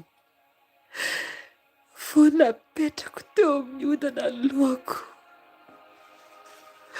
dia naseho tompo ahy izany. Tsy tsapako hoe afobe teo aloha, tsy tsapako afobe tamin'ny fotoana io, fa noho ny maraina dia tsapako. Noho ny avy eo dia nampafantary ny tompo ahy fa miraikitra toy izany ny olona sasany, efa mijaly, sola lohan'izy ireo, tsy fantatra intsony na lahy na vavy ry havana. Mibebary, mety tsara volo ianao amin'izao, mety sola koa ny lohanao raha tsisy volo intsony ianao. Ry havana, mafy ny afobe,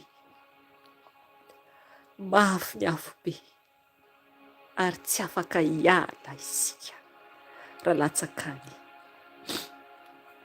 Mbola mamindra fo amintsika ny tompo. Raha sola ianao amin'izao, tsy mamaivay lohanao, tsy marary ianao fa ny afo be dia afo mandoro tsy mety maty. Tenin'Andriamanitra manambara an'izany. Mety anisan'ny vehivavy na lehilahy mbola manamboatra volo ianao, tsisy ntsony izany any amin'ny afo be raha latsakany isika. Oka izay tompoko, aza miay ny nofinao,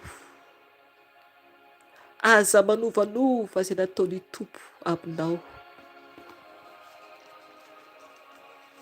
Za zao ny taloha tena anisany nanovanova ny voloko, manapaka volo fohy, tapahana volo atao fohy, lokoina, alavaina indray, lokoina, atao izay tiana atao. Ay aho nanaovan'Andriamanitra ahy, tsy ekeny tompo izany. Any amin'ny Romanina izy mampitandrina antsika momba an'izany. Ao amin'ny bokin'ny Romanina mampitandrina antsika momba an'izany. Tsy afaka isika novanova izay nataon'Andriamanitra amintsika, fa afo be novantantsika. Efa naseho an'ny tompo ahy vehivavy iray teo anatrehan'ny fitsaran'Andriamanitra. Efa nataoko tato izay témoignage izay, satria manovanova ny amin'ny volo fotsiny ihany dia natonga ilay ramatoa teo anatrehan'ny fitsaran'Andriamanitra. Ary nijoro teo arinany aho, dia tsapako fa Jesosy ny teo akaiko, eny izy ny teo akaiko, tamin'izy nitondra ahy teo anatrehan'ny fitsaran'Andriamanitra. Ilay ramatoa teo alohako, lamosiny no hitako, dia hitako ery aloha ery, alavitra be, seza fiandrian'Andriamanitra,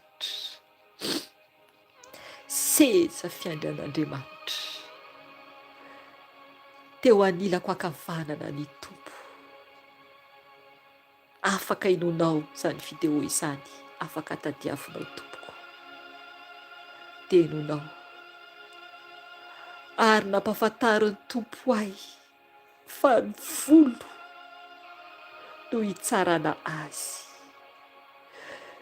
Sola dia ny volontsika fijejejona, na dia tsy mieritreritra fijejejona ianao,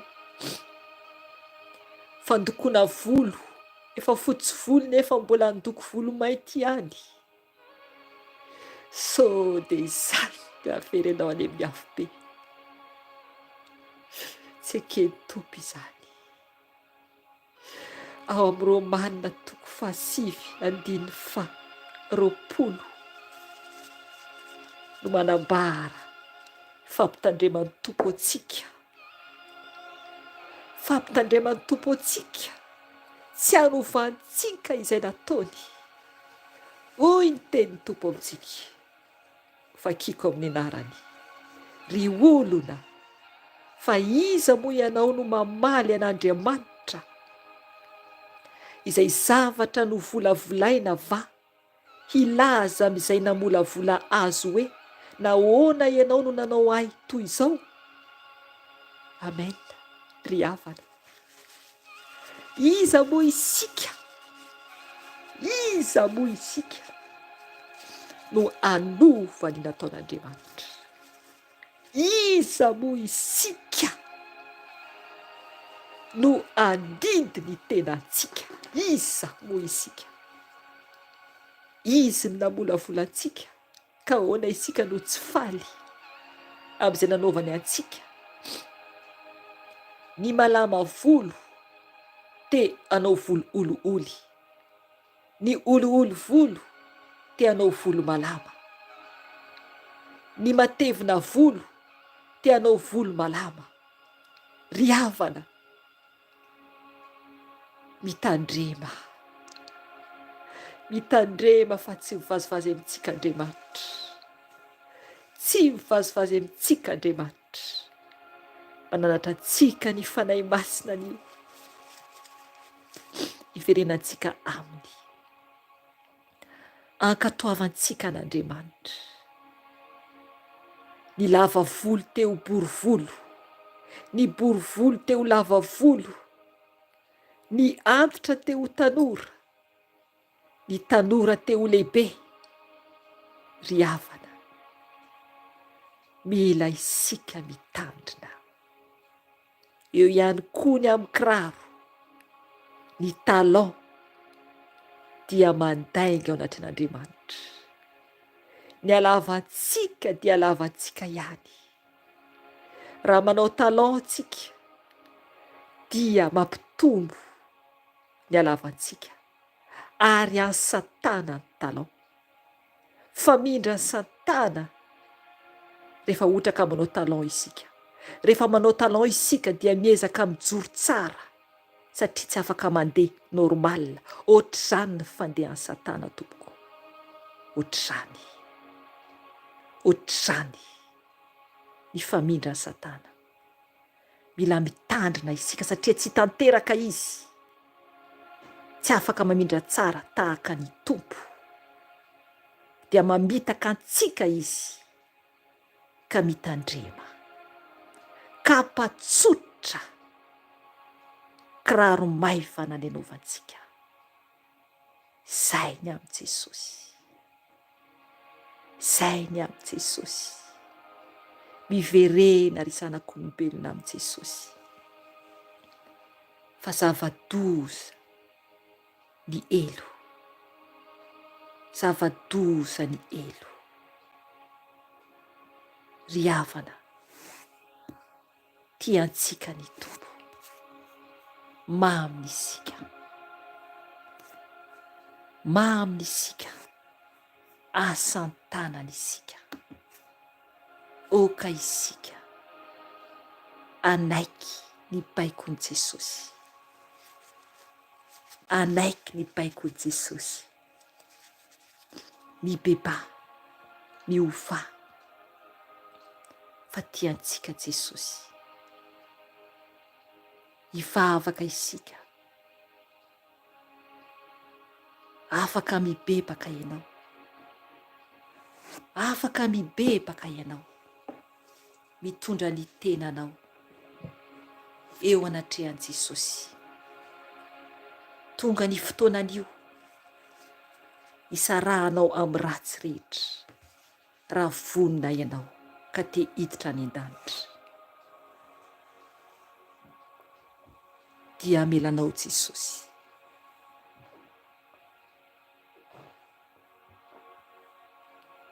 Misara amin'ny tany, misara amin'ny toetra ratsy, fa mindra fo aminao ny tompo. Eto amin'ny Jesosy ny tenanao, eto amin'ny Jesosy ny tenanao. Dia mindra fo aminao Jesosy. Miala amin'ny fanompo-tsampy, miala amin'ny ratsy rehetra. Aza manamafy ny fonao, aza manamafy ny fonao, fa toy ny vitsika ne isika anatrehan'Andriamanitra, toy ny vitsika isika eo anatrehan'Andriamanitra.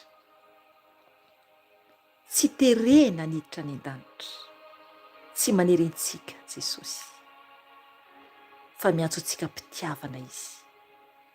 Aoka ho tsapanao, aoka ho fantatrao fa Satana no manery.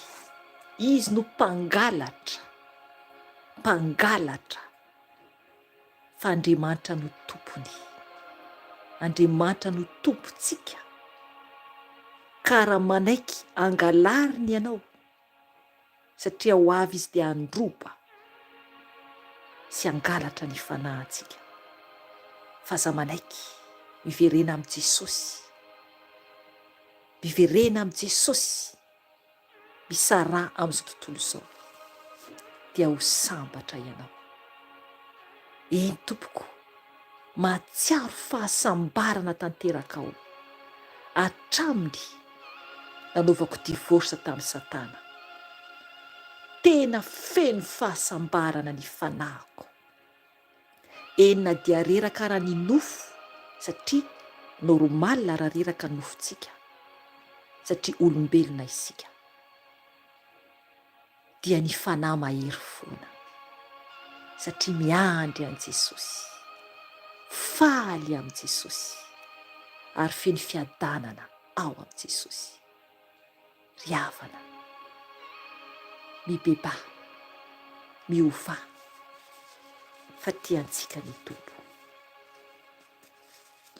Raiso Jesosy ho tompo sy mpamonjy ny fiainanao. Raiso Jesosy ho tompo sy mpamonjy ny fiainanao. Fandray anao Jesosy. Hibebaka isika, ka raha misy vonina andray an' Jesosy ho tompo sy mpamonjy ny fiainany, dia afaka ianao mamerina ny vavaka izay ho atoko ao aorianan'ny fibebahana. Fandray anao Jesosy, dia ao aorianan'izany anefany dia mila ianao mitady olona anao batisanao amin'ny rano be mba hametrahany tompo aminao ny fanainy sy tarihany ianao amin'ny lala marina iarovany ianao na iza naiza misy ianao, na iza naiza misy ianao. Hibebaka isika tompoko. Jesosy io, misaotra anao Jesosy ny amin'ny teninao. Misaotra Jesosy satria tianay tokoa ianao. Misaotra Fanahy Masina satria namangy anay ianao. Misaotra ndreto izahay mandoalika eo anatrehanao, mandoalika eo anatrehan'ny seza fiandriananao. Jesosy, mbola mibebaka aminao izay Jesosy, satria mbola nomenao tombonandro Jesosy io, ka sambatra izahay, sambatra izahay raha io Jesosy io. Saotra ny amin'ny teny fampitandremana, saotra ny amin'ny teny fampaherezana Jesosy io. Fantatrao Jesosy ny fony zanakao tsiraray avy Jesosy.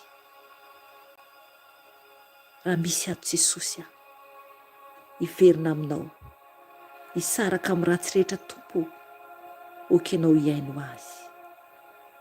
Amindra fo aminy Jesosy, ary andray azy Jesosy eo an-tananao. Jesosy, ianao no tianay, ianao lay ho avy hitsara anay Jesosy. Efa manomboka mitsara zao tontolo zao tokoa ianao. Eny, ny zavatra miseho amin'izao iainanay izao, efa mitsara anay tokoa ianao Jesosy. Horohoro-tany, fandravana etsero Jesosy. Ho avy ianao Jesosy, arovy izahay Jesosy, izay zanakao tsiraray avy tompo. Tompo malala ao, eny, efa mbiakaiky ho ianao, efa tongotra ny andro ho ianao. Jesosy, mamindra fo aminay, mamelà ny elokay Jesosy.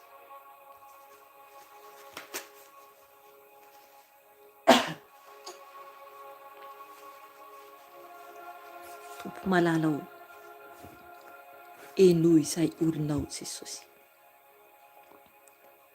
izay mitalao aminao Jesosy amin'izao ora sy fotoana izao. Na oviana Jesosy, no iantsona ianao Jesosy, no enona ianao Jesosy, no henon'ny olonao Jesosy zao video izao. Dia okinao Jesosy amaly azy, amangy azy Jesosy, anafaka azy Jesosy. Tompo, Andriamanitra mpamaly vavaka ianao, Andriamanitra mpanafaka ianao Jesosy. Eny Jesosy, be fitiavana ianao Jesosy, ary tsy mihaino ny mpanota ianao, fa izay mibebaka aminao Jesosy no henonao. Ka mbola misy tompony fotoana Jesosy io, ka mamindra fo aminay, mamindra fo amin'ny olonao Jesosy izay mibebaka aminao amin'izao fotoana izao. Ho anao izay andrain'i Jesosy ho tompo sy ho mpamonjy fiainanao, dia okinao amerina ny teny izay ambarako. Jesosy Tompo, inty aho Jesosy, mangataka famelana avy aminao, mamela ny eloko Jesosy io, aoka tsy ho hitanao eo imasonao Jesosy ny fahotako rehetra Tompo, nanomboka hatramin'ny fahazazako ka mandraka ankehitriny. Mibebaka aho Jesosy, mibebaka Jesosy aho eo anatrehanao, mamela ny fahotako Jesosy, mamela Jesosy ny tsy famendrehako. Tompo marala ho raiso aho ho zanakao, raiso aho ho zanakao Jesosy. Tompo malala ho raisiko ianao ho tompo sy ho mpamonjy ny fiainako Jesosy. Manomboka an'io Tompo dia mandray anao ho tompoko aho sy ho mpamonjy ny fiainako. Midira atao poko Jesosy io, manjaka atao anatiko Jesosy io, fa mila anao aho. Soraty ao am-bokin'ny fiainana Jesosy ny anarako, soraty ao am-bokin'ny fiainana Jesosy ny anarako. Fafao Jesosy ny anarako any fiainatsita Jesosy, fafao Jesosy ny fanameloanay rehetra tany fiainatsita Jesosy. Fa soraty ao am-bokin'ny fiainana Jesosy ny anarako manomboka an'io Jesosy io. Raiso zanakao aho Jesosy, ianao no aoka ho tompo sy ho mpamonjiko manomboka an'io Jesosy. Manjaka atao poko Jesosy io, manjaka atao poko Jesosy io, diovy aho Jesosy, mipetra atao poko Jesosy. Tompo, ampianaro aho, ampianaro aho Jesosy, ampianaro aho Fanahy Masina, atoroy ahy izay mety izay tsy mety amin'ny fiainako, mba ahaizako mamindra manaraka anao, manaraka anao Jesosy. Tiako ianao Jesosy, tiako ianao Jesosy, manolotra ny tenako manontolo ho anao aho. Misaotra Jesosy, nandray ahy ho zanakao. Misaotra Jesosy, misaotra anao Jesosy, midera anao Jesosy, makasitraka anao Jesosy ny amin'ny fotoana rehetra izay vita teto an'io Jesosy. Tompo malala ho, midera anao izahay. Tompo, anavao ny fanoloranay tena izay Jesosy, izay tsiraray avy zanakao izay efa ao aminao Jesosy, afaka manavao ny fanoloran-tenanao ianao anatrehan Jesosy. Raha efa nandray an'i Jesosy ho tompo sy mpamonjy ianao, raha efa vita batisa tamin'ny ranobe ianao, dia afaka ianao manavao indray fanoloran-tenanao anatrehan Jesosy. Tompo, manavao ny fanoloran-tenako a Jesosy eo anatrehanao sy ny anjelinao Jesosy. Inty aho Jesosy, manolotra ny tenako Tompo sy ny fanahiko anao ny asanao Jesosy. Ankatoanao Jesosy, anara-dianao Jesosy, anao izay sitrakao, anao izay tian'endrinao Jesosy, satria ianao Tompo no Andriamanitro. Ianao Jesosy ilay tiako sady mamiko. Ianao Jesosy ilay fiainako. Ianao Jesosy no masoandroko Jesosy. Tompo malalao, manavao ny fanoloran-tenako ao Jesosy. Manavao ny fanoloran-tenako ao Jesosy. Omendrika anao, mba omendrika eo anatrehanao Jesosy, satria ianao Tompo, ianao rery no Andriamanitra. Ianao rery ilay masina Jesosy, ary tsisy toanao Jesosy. Ho any amin'iza moa Jesosy raha tsy ho any aminao. Misaotra Jesosy, misaotra anao ny amin'ny fotoana izay nomenao anay anio. Saotra Jesosy ny hainao anay olonao tsiraray avy Jesosy. Saotra Jesosy namangy anay koa Jesosy io, satria ianao no nitarika teto. Ianao fanamasina ny teny nananatra anay. Ianao namelombelona ny fanahinay indray. Ianao ilay fanahy nampibebaka anay koa, anay tsiraray avy. Misaotra mitafotafo Tompo, misaotra mitafotafo fanahy masina. Misaotra ray ny amin'ny fitiavan-dehibe izay nomenao anay. Apetraka aminao Jesosy ny tanindrazanay. Apetraka aminao Jesosy ny gasy tsiraray avy Jesosy. Oka ianao Jesosy io, anova Jesosy ny gasy tsiraray avy Jesosy.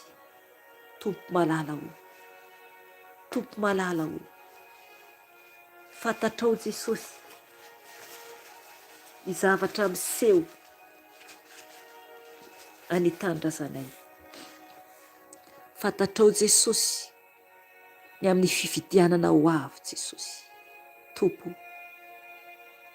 mivavaka ho Jesosy ho an'ny gasy tsiraray avy. Tompo malala o.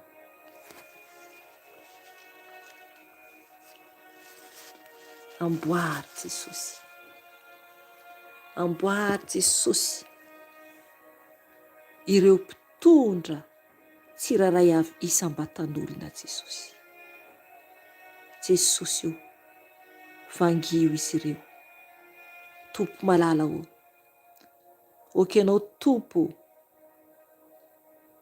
amindra fo amin'ny tsiraray avy Jesosy. Jesosy malala o. Oka ianao Jesosy hisakana ny raha mandrika izay voateninao ho hisy any tanindrazanay. Mengavy ianao Jesosy, mengavy ianao Jesosy hiditra an-tsehatra Jesosy io, mba tsy ho hisy Jesosy izany raha mandrika ny teneninao Jesosy efa andro maromaro izay Jesosy io. Mamindra fo amin'ny malagasy tsiraray avy Jesosy Tompo. Mamindra fo Jesosy amin'ny gasy tsiraray avy Jesosy. Tompo malala o. Amboary ny tsiraray avy. Mivavaka ho anisam-batan'olona ao Jesosy. Na ny kely na ny lehibe Jesosy. Tompo malala o. Amboary Jesosy ny gasy tsiraray avy isam-batan'olona. Amboary Jesosy ny metisy rehetra koa Jesosy io. Ny olonao tsiraray avy eran-tany koa Jesosy hoentiko eo anatrehanao. Jésus, ianao l'Andriamanitra mpamindra fo, ianao l'Andriamanitra mpamonjy Jesosy io. Izay miantsona ranao Jesosy dia kasio Jesosy, kasio Jesosy ny eran-tany Jesosy, mivavaka ho an-tany aho Jesosy, satria ny teninao dia nanambarany vazatany efatra, vazatany efatra ho ianao tao amin'ny bokin'i Ezekela izay nomenao anay teo.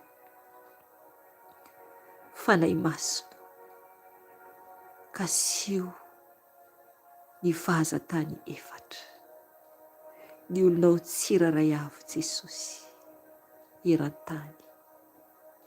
Amboary Jesosy, amboary Jesosy, vonjeo Jesosy izahay, fa mila anao Jesosy, ianao ilay ho avy tompo eny amin'ny raha ao an-lanitra, ianao ilay ho avy Jesosy eny amin'ny raha ao an-lanitra.